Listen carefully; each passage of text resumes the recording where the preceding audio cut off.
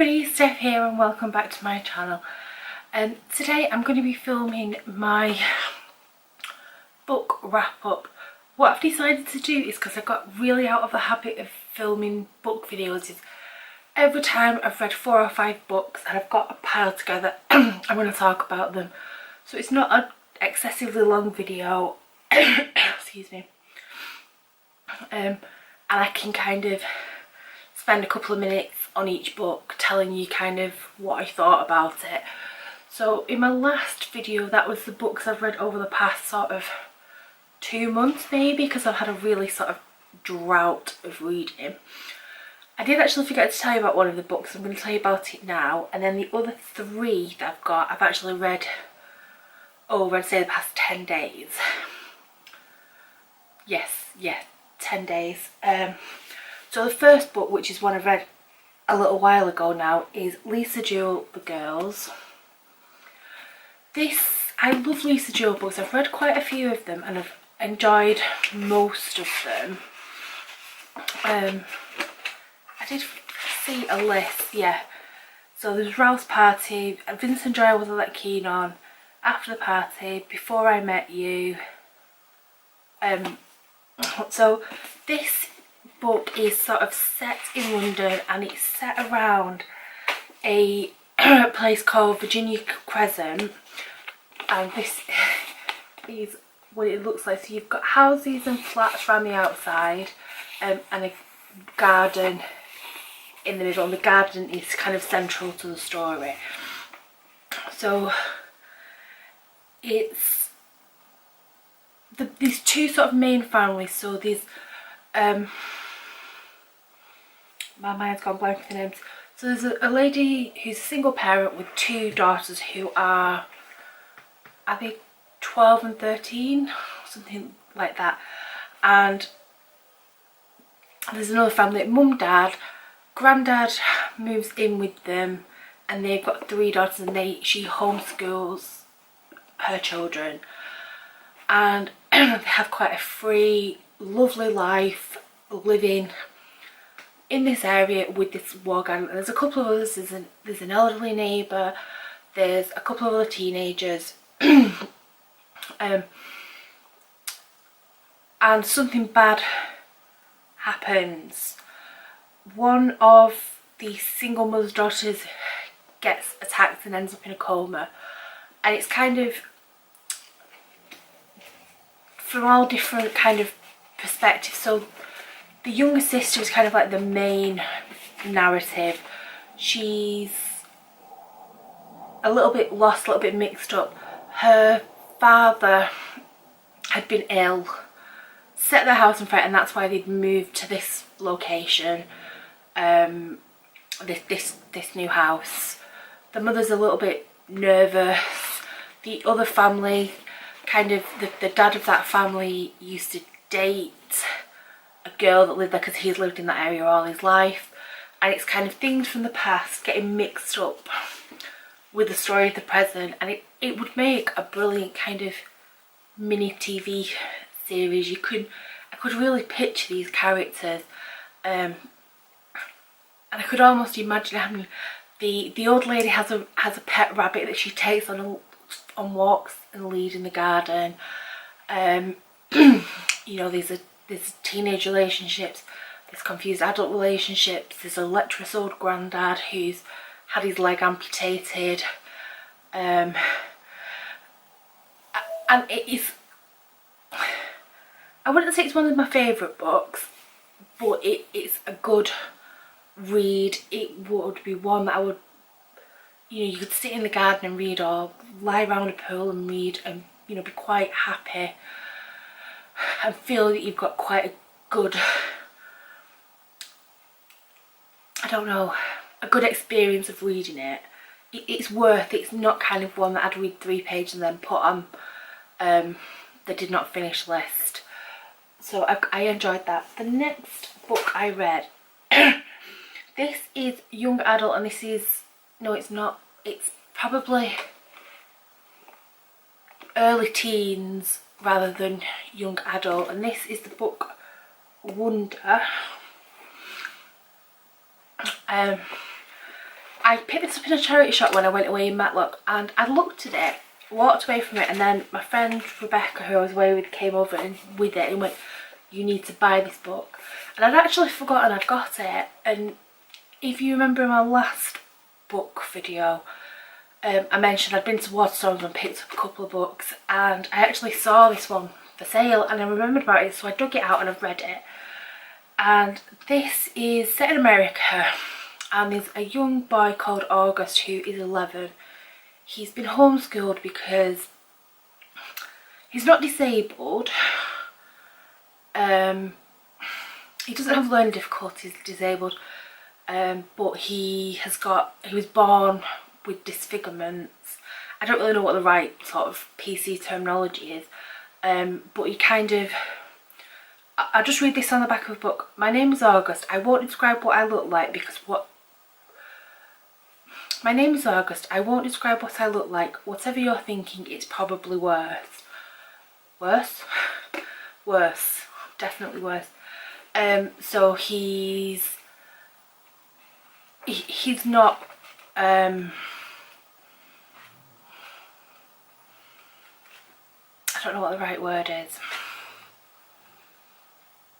So yeah, so he was born that way, a genetic mutation. He had a cleft palate. He's had lots of surgeries to correct. I mean, he was born that way, so it was not wrong. But he's been homeschooled. He'd been protected by his family from the outside world because, as part of the book sort of says, children would come up to him and literally scream when he was a young child. So his family tried to protect him from that. But it's got to a point where he's 11. His mum, he's very intelligent, and his mum can't teach him any more than she already has. So they get him into I'm assuming it's like a middle school. So I don't know. I didn't have middle schools where I live. We had primary and high. So you went to high school when you were 11, but I guess in America you do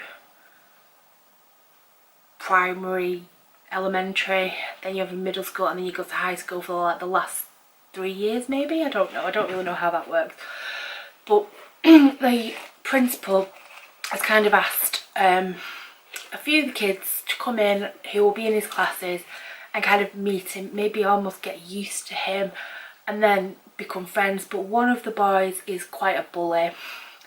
One of the lads actually really likes him, you know, and soon sort of really befriends him. And one of the girls is a bit indifferent, and I don't really know why she's in the book because I don't really remember her throughout it.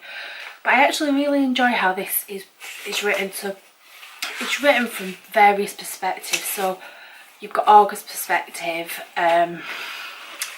you have his sister's perspective. His sister's just moved to high school. She's also kind of, not that she doesn't want to know him, but her friends have changed. You know, she's wanting to carve her own path out in the world. One of the perspectives is her new boyfriend, her ex-best friend, a couple of the kids that befriend him also have perspective. But as you read this, the switch in the narrative is really seamless, and you kind of,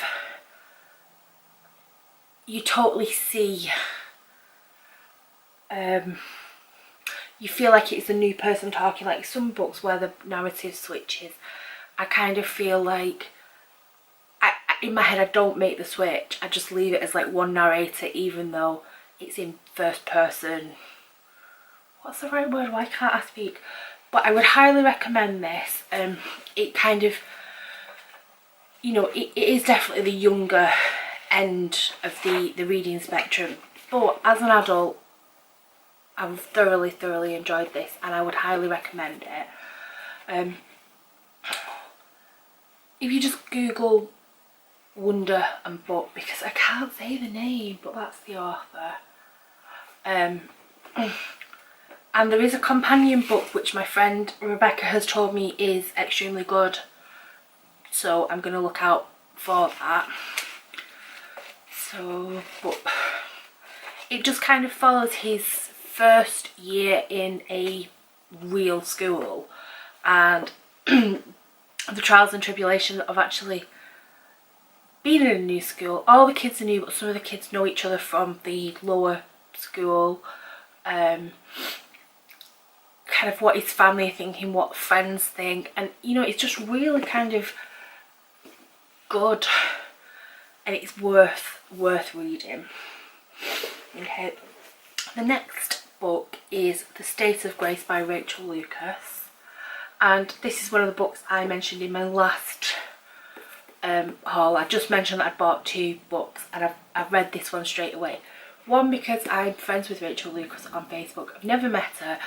It's through the world of blogging that I know her, and I've read her previous book, which was for adults, grown-ups, rather than an adult novel. I'm making this wrong, you know what I mean.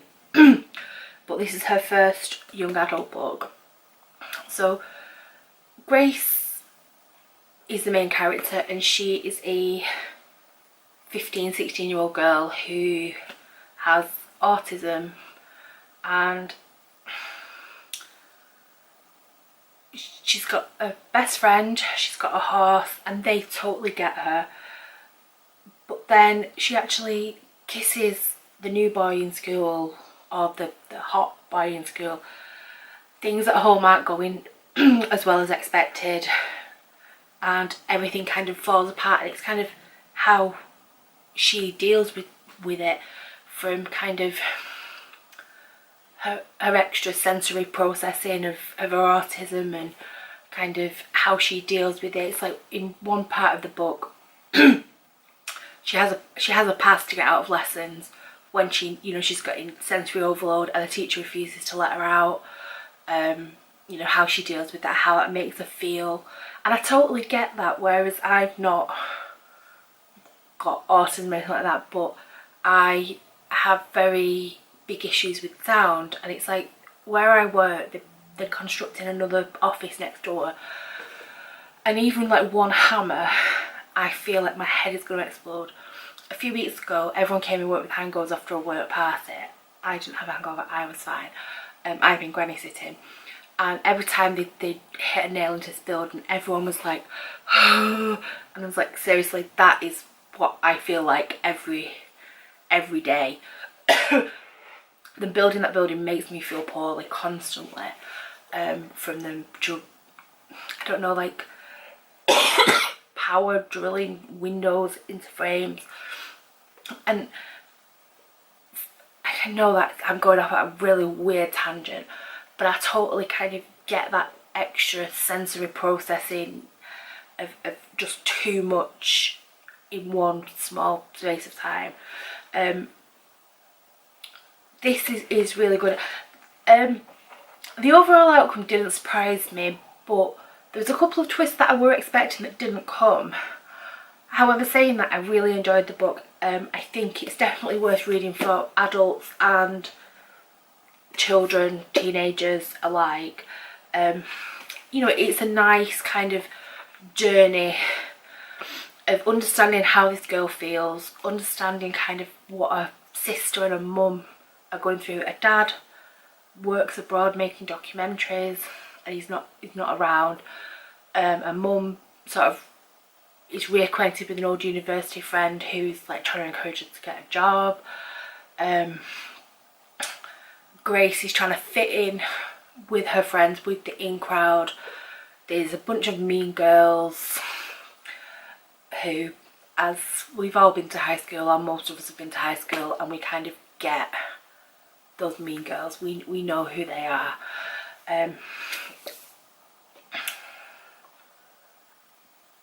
But it's like, it says on the back, sometimes I feel like everyone else was handed a copy of The Rules for Life and mine got lost. I know where you're coming from, Grace. Definitely need more in this story, and I believe Rachel has another young adult book in the pipeline. I don't know if it's the same characters, but if she hasn't, I really need to know more about these people. I'm trying to think of anything else. But I know I'm not the target market for this, but I definitely enjoyed it, and if you like young adult books, I would definitely go for it. And then the last book, which is a book I finished last night, is see, I want to call this nice work if you can get it, but is it nice work if you can get it because of where it's set? It's not set in Nice, it's set near Nice. Now, I will be honest, I had a lot more expectations for this book than what I got. I totally didn't really enjoy it that much. But this is the second book with the same set of characters, and my mum absolutely loved this. She was howling laughing, and while she said to me, you don't need to read the first book to get it, I feel like maybe I did. It's set in, I want to say, Bellevue du Sur. Don't know if that is a real place. Oh, Bellevue-sur-Mer. Ooh la la. And it's a bunch of expats, and I think I didn't really get the ages, so I feel like they're in maybe the 50s or that, what we should class as middle age. Apologise if that offends anybody. I don't know what to say. I don't know what you would call that. Most of them have got grown-up children who have moved away or are certainly not living with them, and 4 of them sort of get together to open a restaurant, and there's quite a few sort of calamities that come along with that, including sort of a neighbouring restaurant that doesn't want them to open. And then there's sort of a second storyline that runs concurrent with it, which is another neighbour who didn't buy into the restaurant, who maybe should have, who maybe shouldn't have, who gets mixed up with a Russian billionaire, and there's a few calamities like that. And then at the end it all comes together, and they're all these people are together and they're all friends. But I feel like it didn't need the 2 storylines. I feel like I'm missing something, because I feel like the 2 storylines were going to meet in the middle, and they didn't, and they sort of bowed out, and then they came together and had a meal at the restaurant. Hope that's not a spoiler. The 2 storylines were good, and I think it maybe 2 separate books on each storyline would have been better, 2 maybe short novellas. I feel like maybe I am underselling it, and if you've read this, but I felt myself sort of skim reading it, and then I felt like I had to flick back and read a few more pages. What I also didn't like, and maybe someone in the comments can tell me this, but why are books written in parts? So part 1, I get it if it's like a dual time zone and you'll have part 1 will be now, part 2 will be the past, but for this it seemed like it should have been the next chapter. I don't know, I don't know, there's just, for me there's something slightly missing. There are some good comedic moments. Some of the characters really didn't need to be in it. There was potentially too many people, too many mini storylines. There's only 2 storylines. Definitely a lot of comedy, and maybe I need to dig out the first one, read that, and then reread this. But it's by Celia Imrie. Did I say that? Do you know who Celia Imrie is, people? Please tell me you know who she is. And I find her hilarious, and I feel bad for sort of saying I didn't enjoy this, but I genuinely didn't enjoy it as much as I would have wanted to. Right, I've just had a look at it, and I've been talking for 20 minutes, and I was going to give each book 2 minutes, and I've actually given them 5. So I will leave it there, and I think this is probably why I should have limited myself to 4 books at a time. So thank you very much for watching. I would really appreciate if you leave me a thumbs up, like rating. It really does help me out, and it just makes me know that you're actually enjoying this content. Really appreciate any comments that I get left, and if you've not already and you'd like to be, please hit that subscribe button. It really does make me smile when I get a new subscriber. and I'm currently losing more than I'm getting, so it really would help me out. If there's any sort of videos that you would like me to make, give me a shout. This isn't a one size fits all, one content fits all. It's very mixed. I'm really enjoying weekend vlogging again, which I'm trying to get into. And what else am I doing? My beauty videos, sticker videos, book videos, and haul videos. So it's very eclectic. There should be something for everybody. I really don't mind if you don't watch every video, but just to know that you are about really does make me smile. So I'm going to start waffling now because this is getting ridiculous, and I will see you. What was that? What was that? Maybe I should tie my hands to my knees when I talk. The neighbour's dog is not happy. Can you hear him? That might be his happy bark. I don't know. Right, I'm going to love you and leave you. Thank you very much for watching, and I will see you next time. Bye!